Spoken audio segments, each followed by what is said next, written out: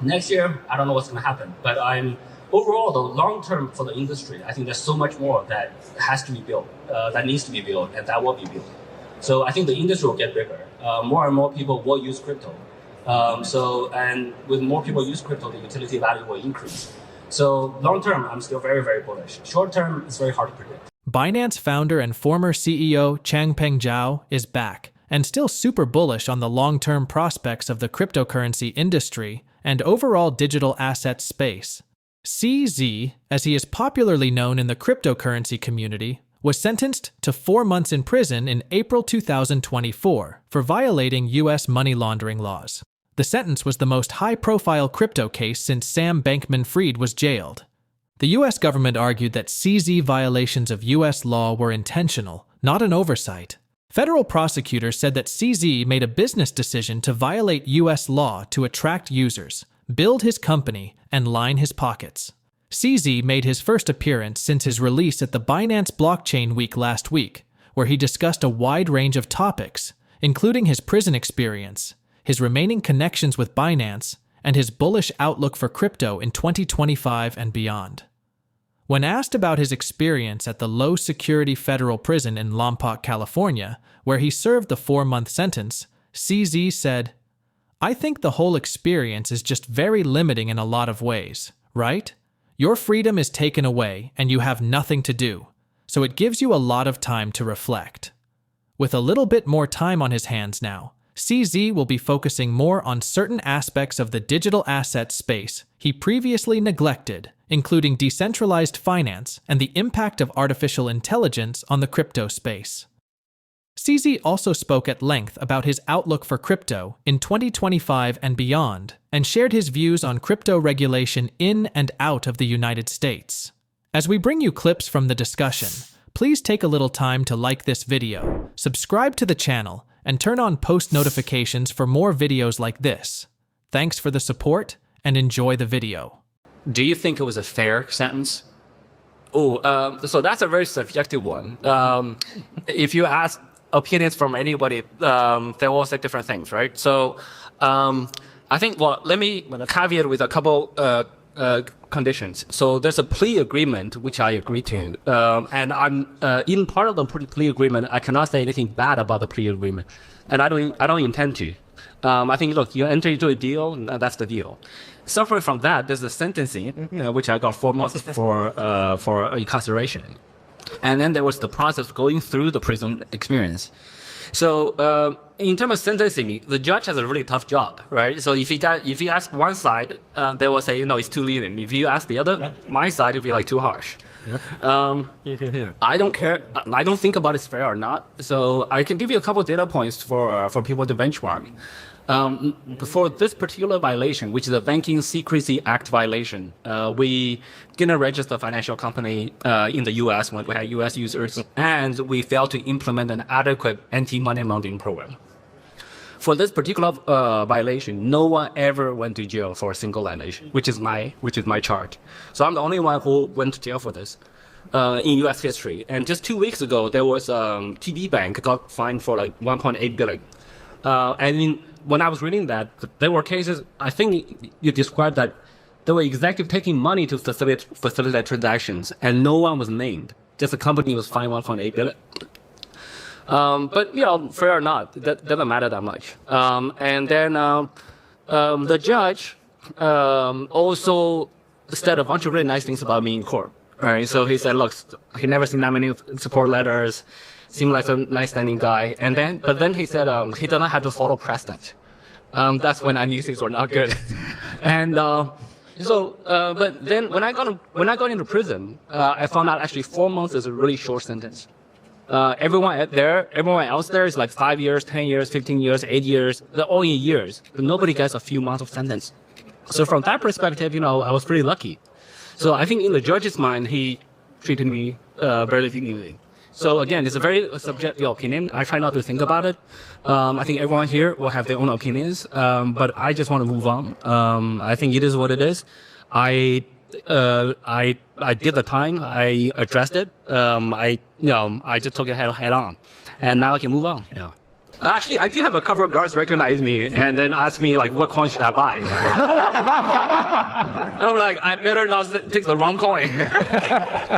No, I told them, look, I'm on the inside. I don't have any access to information, right? So there's no internet. All my information is through like some limited length messages my friends and family send me, and we don't talk about crypto. So I did get a few guys ask. I did get a few guards ask me that.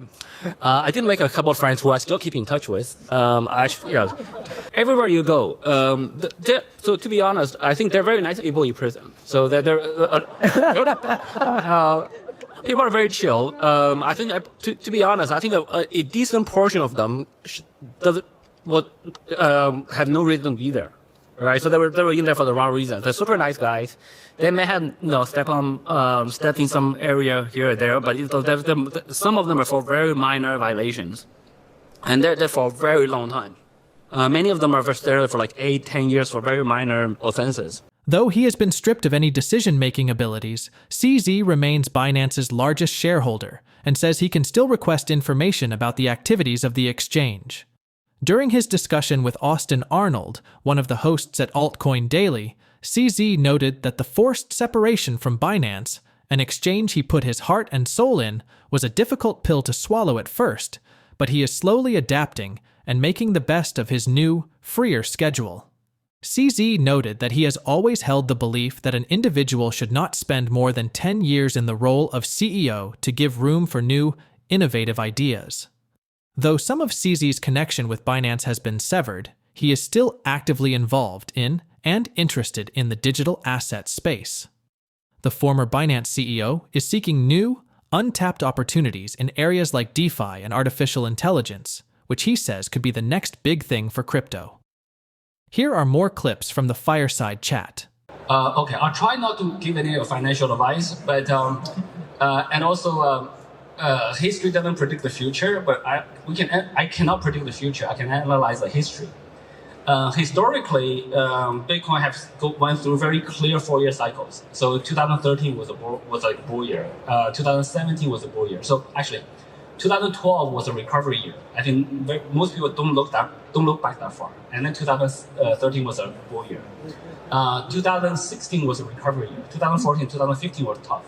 2016 was a recovery year, and then 2017 went all the way over, and then 2020 was a recovery year, and then 2021 was a bull year, and this year now we're kind of back to the previous all-time highs. So like 2024 is a recovery year based on the current analysis or based on the current prices. Next year, I don't know what's going to happen, but overall, the long term for the industry, I think there's so much more that has to be built, that needs to be built, and that will be built. So I think the industry will get bigger. More and more people will use crypto. And with more people use crypto, the utility value will increase. So long term, I'm still very, very bullish. Short term, it's very hard to predict. What aspects, and a couple sentences, what aspects of crypto are you most bullish on? Is it DeFi? Is it meme coins? Well, actually, I wouldn't go that specific because it's very difficult to predict like that specifically, like which one's going to be the next one. Beginning of 2017, I probably could not have said ICOs is the next thing. But by June, the trend was clear. By July, we launched a platform. By December, we launched a platform. I think it's depends on which project explode in those niche or in those small sectors. I think all of those have have potential to grow. Right now, like I'm meeting a lot of founders. This morning, I met founders who are using AI with a very interesting integration with blockchain. Ideas I never thought about. Right. So if any one of those projects take off, that sector will become big. So it's very hard to predict. But I'm just trying to support all the builders in the space and then see what happens. How do you see legislation today, and also where's it going as a guy in the space? The regulations are improving, and in some countries like here, they're improving fast. In other countries, many of them are, especially in bigger countries, they tend to move slower. Bigger countries do move slower. There are more departments, more people to discuss, etc. But overall, I think it's actually moving in a very positive direction. I'll give you another example, right? Just personal feelings. A week before I was sentenced, in middle April of this year, Elizabeth Warren declares a war on crypto. This is like a week before my sentencing. And then the judge sentences me, and then I went to prison. And then by June, Donald Trump is pro-crypto. By end of June, both parties are pro-crypto. I'm still sitting in prison, like, what the hell happened? So should I be just waiting for two months? So it shows that now but that basically shows that the people want crypto. When the people want crypto, then the government has to respond. So I think it's moving in the right direction. Please share your thoughts on CZ outlook for the cryptocurrency industry in the comments section below. In other news, as we get closer to the November 5th presidential election in the United States, betting platforms are showing a close contest between former President Donald Trump and current Vice President Kamala Harris. According to recent data from the U.S. regulated prediction market Kalshi.com, Donald Trump currently holds a 54% chance of winning the 2024 presidential election, while Kamala Harris has a 46% chance. In key swing states, Trump leads in Arizona, Georgia, and Nevada, while Harris is ahead in Wisconsin and Michigan, with Pennsylvania appearing evenly split among Kalshi bettors. There's also a 32% likelihood predicted on Kalshi that Republicans will achieve a trifecta, winning the presidency, Senate, and House of Representatives. Despite Trump's advantage in the Electoral College, Kalshi bettors still expect Harris to win the popular vote. On Polymarket, another prediction platform, the odds closely mirror those on Kalshi.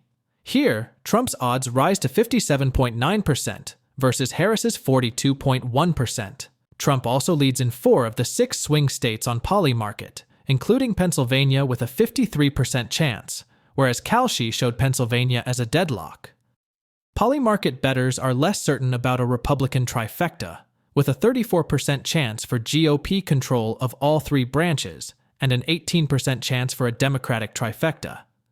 Additional betting sites show similar trends. On Covers.com, Trump's implied winning probability is 58%, while on Bet365, via BetOhio.com, Trump's chances rise to 62% compared to Harris's 42%. Across platforms, these betting odds indicate a competitive race, with Trump having a slight edge in Electoral College predictions, though Harris remains favored for the popular vote. What do you think will be the outcome of the elections, and how will such an outcome impact the cryptocurrency market? Please share your thoughts, comments, and observations in the comments section below. Also, ensure you like this video, subscribe to the channel, and turn on post notifications for more videos like this. Everything you do helps with the YouTube algorithm and immensely contributes to the channel's growth. Thanks for watching.